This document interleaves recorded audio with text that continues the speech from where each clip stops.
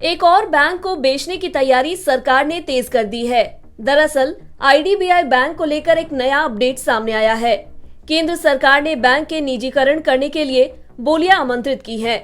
इस privatisation process के तहत सरकार और देश की सबसे बड़ी बीमा कंपनी LIC बैंक में कुल 60.72% हिस्सेदारी बेचेगी। 30 जून 2022 तक के डेटा के अनुसार आईडीबीआई बैंक में LIC और केंद्र सरकार दोनों की कुल हिस्सेदारी करीब 94% है। जहां केंद्र का हिस्सा 45.48% है तो वहीं LIC का हिस्सा 49.24% है।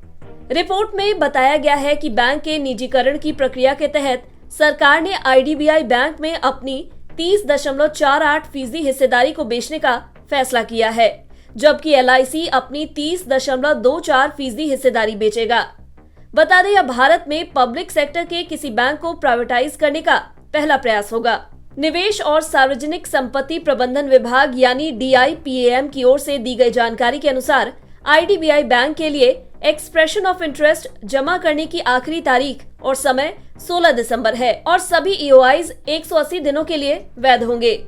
इसे 180 दिनों के लिए और बढ़ाए जाने की भी संभावना जताई गई है। DIPAM की ओर से बोलियां आमंत्रित करते हुए इस संबंध में जानकारी शेयर करते हुए सचिव की ओर से ट्वीट किया गया है, जिसमें आईडीबीआई बैंक के डिसइन्वेस्टमेंट प्रोसेस के तहत सरकार और LIC की हिस्सेदारी बेचने के बारे में बताया गया है। यानी साफ है कि आईडीबीआई बैंक के प्राइवेटाइजेशन का रास्ता अब पूरी तरह से साफ हो गया है। वहीं बताया गया है कि बोली लगाने वाले संभावित निवेशक के पास न्यूनतम यानी मिनिमम 22,500 करोड़ रुपए की शुद्ध संपत्ति होनी चाहिए। साथ ही बोली लगाने के लिए एलिजिबिलिटी की शर्त के तौर पर निवेशक कंपनी को पिछले 5 में से 3 वर्षों में शुद्ध लाभ की स्थिति में होना चाहिए। गौरतलब है कि पिछले साल केंद्र सरकार ने आईडीबीआई बैंक से बाहर निकलने की इच्छा जाहिर की थी। बैंक मई 2017 से मार्च 2021 तक RBI के प्रॉम्प्ट करेक्टिव एक्शन यानी PCA ढांचे के तहत था। दरअसल RBI बैंकों को लाइसेंस देता है, नियम बनाता है और बैंक ठीक से काम करे इसकी निगरानी करता है। बैंक कारोबार करते हुए कई बार वित्तीय संकट में फंस जाते हैं। इनको संकट से उबारने को RBI समय समय पर दिशा निर्देश जारी करता है और फ्रेमवर्क बनाता है। प्रॉम्प्ट करेक्टिव एक्शन यानी PCA इसी तरह का फ्रेमवर्क है जो किसी बैंक की वित्तीय सेहत का पैमाना तय करता है। यह फ्रेमवर्क समय समय पर हुए बदलावों के साथ दिसंबर 2002 से चल रहा है। यह सभी व्यावसायिक यानी कमर्शियल बैंकों सहित छोटे बैंकों और भारत में शाखा खोलने वाले विदेशी बैंकों पर भी लागू है।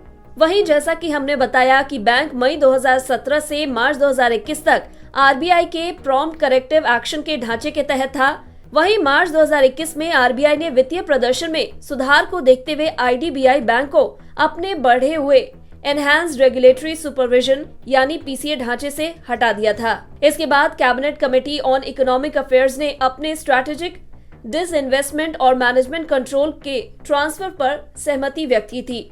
सरकार ने बैंकिंग रेगुलेशन एक्ट के सेक्शन 22 के तहत आईडीबीआई बैंक को लाइसेंस देने के लिए IDBI transfer of undertaking and repeal act 2003 में संशोधन किया। बता दें, सरकार ने वित्त वर्ष 2022-23 में इस डिसइन्वेस्टमेंट से 65,000 करोड़ रुपए जुटाने का लक्ष्य रखा है, जिसमें से 24,544 करोड़ रुपए वह पहले ही जुटा चुकी है। बता दें, इसमें अधिकांश मई में देश की सबसे बड़ी बीमा कंपनी LIC को लिस्टिंग कर रही है। अब आप ये सोच रहे होंगे कि प्राइवेटाइजेशन से बैंक के खाता धारकों पर क्या असर होगा, तो बता दें, बैंक में सरकार और LIC के हिस्से बेचने से खाता धारकों पर कोई असर नहीं पड़ने वाला है। उनकी जमा पूंजी पहले की तरह ही बैंक में सुरक्षित रहेगी। इसके साथ ही उन्हें उसी दर से ब्याज FD पर इंटरेस्ट मिलता रहेगा। बात करें आईडीबीआई बैंक के शेयर की, तो शुक्रवार को BSE सेंसेक्स पर बढ़त के साथ यह 42.70 पर बंद हुआ। मौजूदा बाजार मूल्य पर इस बैंक में 60.72% हिस्सेदारी का मूल्य 27,800 करोड़ रुपए से ज्यादा बैठेगा। काफी समय से लगातार केंद्र सरकार कंपनियों के प्राइवेटाइजेशन पर जोर दे रही है और प्राइवेट सेक्टर को इन्वेस्टमेंट के अवसरों का पता लगाने के लिए कहा है, जिसमें कहा गया है कि डिसइन्वेस्टमेंट को फिस्कल मैनेजमेंट के बजाय सुधार के रूप में देखा जाना चाहिए। वहीं जानकारी के अनुसार केंद्र सरकार BEML, shipping Corp, Concor, Vizag steel, NMDC के नगरनार स्टील प्लांट और HLL लाइफ केयर जैसी कई कंपनियों को बेचने का लक्ष्य बना रही है।